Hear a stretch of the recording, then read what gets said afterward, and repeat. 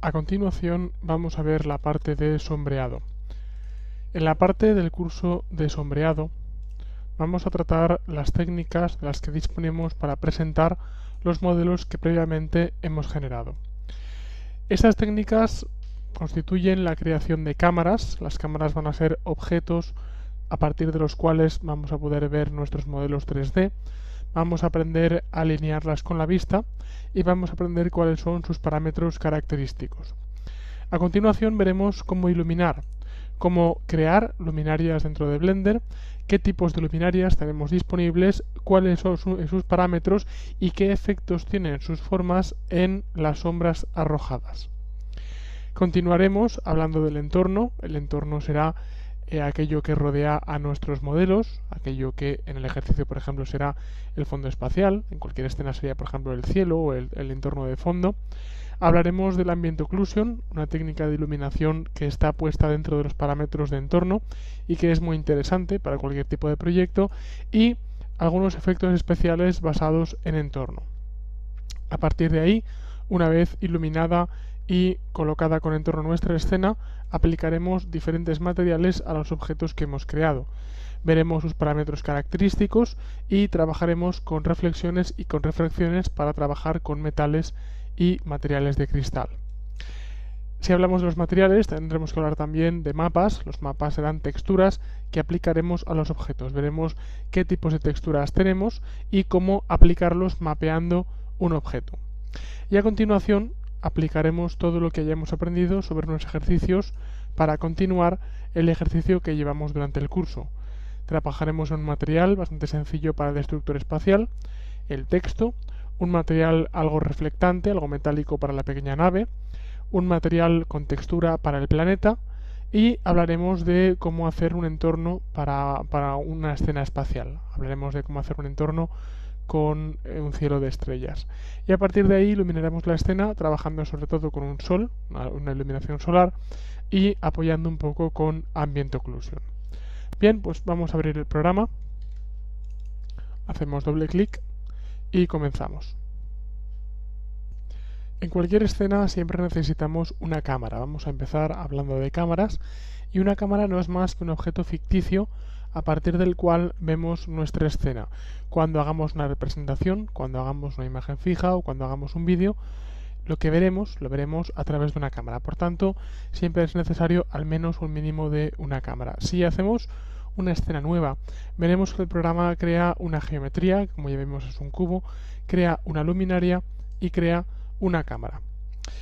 Esta cámara es una cámara que nos propone para empezar el programa, pero no es obligatorio ceñirse a ella. En cualquier momento la podemos eliminar y podemos crear una nueva desde el menú Add o pulsando la barra espaciadora, añadiendo una cámara.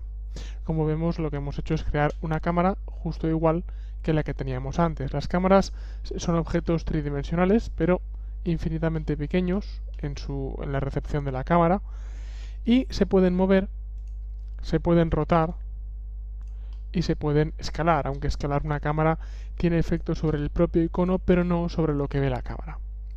A continuación, entonces, tengo que localizar un punto de vista sobre el que me gustaría ver el objeto.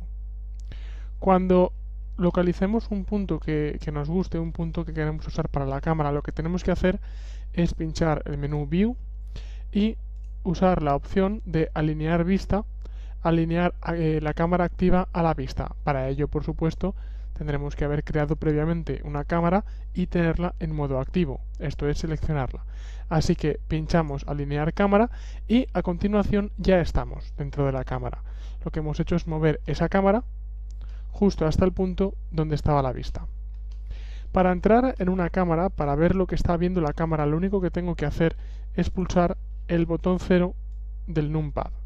Si pincho el botón 0, automáticamente el programa me va a colocar dentro de la cámara. Lo podré saber muy bien porque veré esta zona, que es la zona de seguridad, es la zona de lo que está viendo la cámara en estos momentos. Si en cualquier momento me quiero librar de lo que está viendo la cámara, no pasa nada. Lo único que tengo que hacer es orbitar un poco la vista con el botón del medio del ratón y saldré automáticamente de la cámara.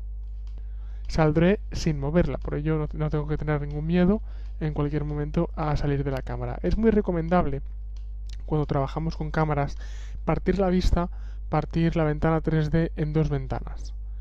Por tanto, voy a pinchar con botón derecho en este límite, voy a seleccionar la opción Split Area y usaré una ventana para moverme en 3D y una segunda ventana para ver lo que ve la cámara. Una cosa muy curiosa de la cámara es que cualquier movimiento de transformación que yo haga, mover o rotar, se va a ver reflejado en esta vista. Mover, incluso rotar, se va a ver reflejado en la vista de cámara. Si selecciono la cámara y entro dentro del botón edición, es este botón de aquí, veré los parámetros propios de la cámara. Un parámetro muy interesante, el parámetro seguramente más importante, es el parámetro de lente, es la apertura de la lente, que se suele medir en grados. Si yo cierro este parámetro, si yo bajo este parámetro, lo que estoy haciendo, a su vez lo puedo ver en el icono de la pantalla, es abrir el ángulo visual de la cámara. Si yo bajo este parámetro, abro el ángulo visual y por tanto veo más cosas en la escena.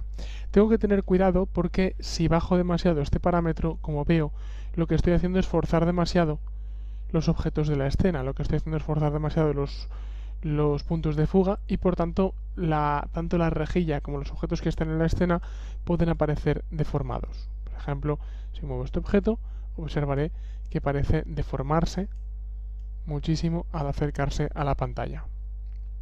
Si por el contrario subo demasiado este parámetro, voy a coger la cámara y veo que los parámetros, lo que hago es anular la perspectiva. Con el otro tipo de cámara tenía una especie de ojo de pez, mientras que si subo demasiado este parámetro, lo que hago es cerrar mucho el ángulo de la cámara y en cierta manera obtengo algo parecido a un teleobjetivo, es decir, algo que me permite ver cosas que están lejos y verlas como si estuvieran muy cerca. Esta vista de teleobjetivo, a su vez, lo que hace es eliminar los puntos de fuga. Vemos como las líneas de la rejilla son prácticamente paralelas, mientras que si abría mucho la cámara, las líneas en absoluto eran paralelas, me definían perfectamente los puntos de fuga de la perspectiva en el horizonte. Por tanto, deberé encontrar un punto medio que suele estar en torno entre 30 y 45 unidades. Es, digamos, 35, a veces se suele considerar la correspondencia con el ojo humano. Por defecto, cuando creamos una cámara, el programa interpreta que queremos trabajar con una perspectiva cónica con 3 puntos de fuga, pero a veces, sobre todo en representaciones para arquitectura, parece que es más conveniente hacer vistas ortográficas. A veces, en vistas muy puntuales, conviene más hacer vistas sin ejes de fuga. En este caso, nos puede convenir hacer una cámara ortográfica. La cámara ortográfica la podemos conseguir simplemente pinchando este botón que tenemos aquí abajo. Y como podemos ver, la cámara ortográfica anula cualquier punto de fuga que tenemos, convirtiendo nuestra vista en una vista de perspectiva paralela. Como podemos comprobar, las líneas de la rejilla son completamente paralelas. Si queremos desactivar la cámara ortográfica, lo único que tenemos que hacer es despinchar el botón. Otro parámetro interesante de los que tenemos aquí es el Passepartout. El Passepartout es una función que tiene Blender que por defecto está desactivada, pero es muy interesante activarla, que en una cámara nos informa de exactamente qué va a salir en el render final y qué no va a salir. Por defecto está desactivado, yo no tengo mucha referencia visual, salvo esta línea punteada de lo que va a salir y lo que no, pero si lo activo veré cómo el programa sombrea y oscurece la parte que no va a salir y me deja sin tocar la parte que va a salir. Además puedo configurar este Passepartout si toco el parámetro alfa. Por defecto está a 0,2, quiere decir que oscurece a un 20% esta parte exterior, pero si yo subo ese Passepartout, lo que voy a hacer es oscurecer incluso llegando al 100%. Puedo hacer que no vea en absoluto aquello que nos salga en el render y solo vea lo que va a salir en el render final. Esto tampoco es muy recomendable porque si tengo un objeto que va a entrar en la pantalla, en una